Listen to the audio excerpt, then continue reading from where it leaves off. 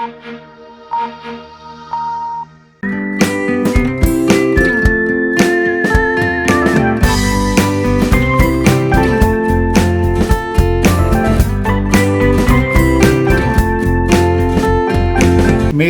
की क्रांति धरा सिर्फ 1857 की क्रांति के लिए ही नहीं बल्कि अपने साहित्यिक योगदान के लिए भी देश और दुनिया में जानी पहचानी जाती है।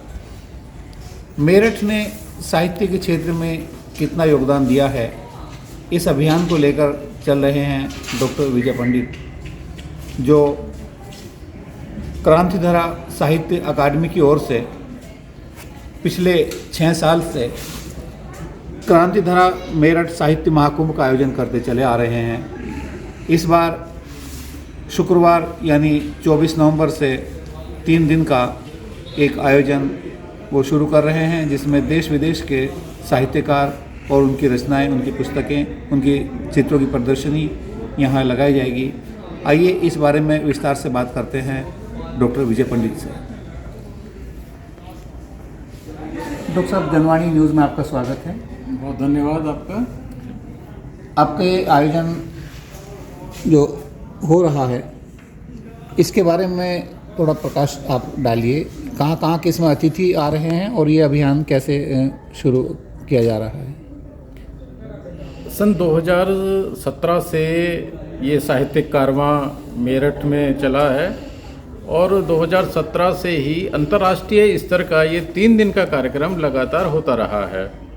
विश्वविद्यालय में हर बार ये कार्यक्रम होता है और नवंबर में ही हर साल ये कार्यक्रम होता है। अंतर्राष्ट्रीय स्तर पर कहें तो हम इसमें नेपाल से, भूटान से, म्यांमार से, America, Britain, Japan, Russia, Ethiopia से भी एक बार लोग आए हैं और बेल्जियम से भी लोग इसमें शामिल रहते हैं और ये इन लोगों की शिरकत हर साल बराबर बनी रहती है। डॉक्टर साहब, इस आयोजन के पीछे उद्देश्य क्या रहता है? उद्देश्य सिर्फ एक है, हम अपनी मेरठ की छवि बदलना चाहते हैं। मेरठ की धरती से वसुधैव कुटुंबकम का संदेश देश दुनिया में हम देना चाहते हैं। एक शहर को, अपने मेरठ शहर को, क्रांति धरा मेरठ को हम एक साहित्यिक नगरी के रूप में देखना चाहते हैं। लोग साहित्यिक नगरी के रूप में मेरठ को जाने और पहचाने।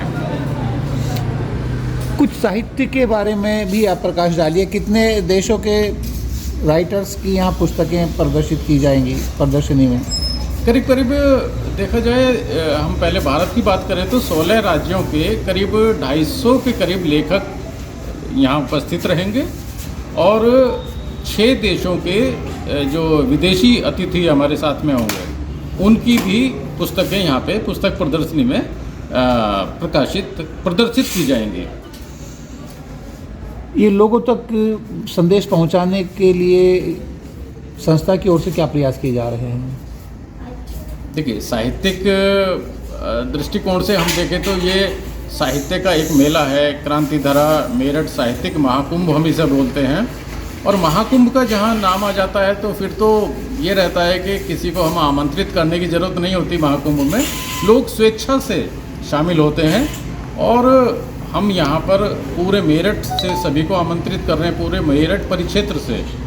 और जो उत्तर प्रदेश सहित 16 राज्यों से यहाँ पर लोग शामिल रहेंगे। और एक विशेष बात और मैं आपको बताऊं, नेपाल की एक बहुत अच्छी कलाकार हैं जो प्रियंका थापा नाम है जिनका, उनकी पेंटिंग्स की प्रदर्शनी पहली बार यहाँ पर मेरठ में हो रही है।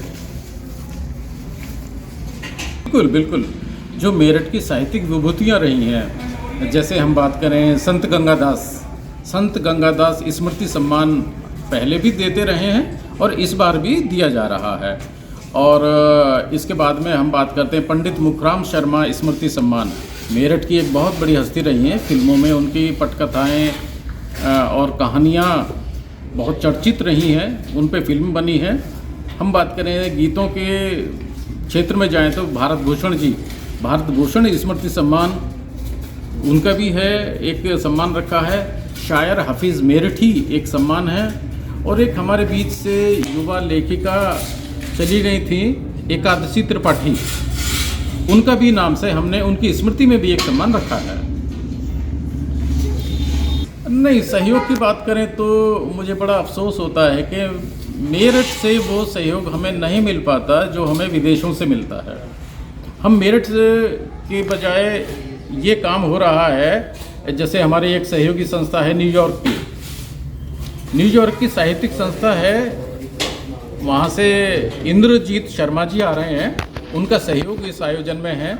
जापान से रमा पूर्णिमा शर्मा जी हैं, हिंदी की गूंज पत्रिका के संपादक हैं, वो कार्यक्रम में शामिल हो रही हैं, उनका भी सहयोग है। तो और नेपाल के कुछ सहयोगी हैं जो इसमें सहयोग कर रहे हैं। जी, बहुत धन्यवाद आपका। बहुत बहुत धन्यवाद।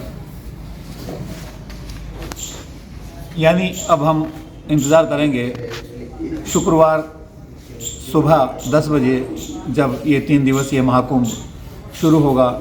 इस महाकुंभ में जैसा कि डॉक्टर साहब ने हमें बताया, मेरठ ही नहीं, उत्तर प्रदेश ही नहीं, बल्कि भारतवर्ष के 16 राज्यों से साहित्यकार यहाँ आएंगे। इतना ही नहीं, बल्कि विदेशों से भी कई विभूतियाँ हमारे बीच रहेंगी। तो आइए इनका आनंद लेते हैं। कैमरामैन विवेक तोमर के साथ मैं शाहिद मिर्ज़ा, जनवाणी न्यूज़, मेरठ।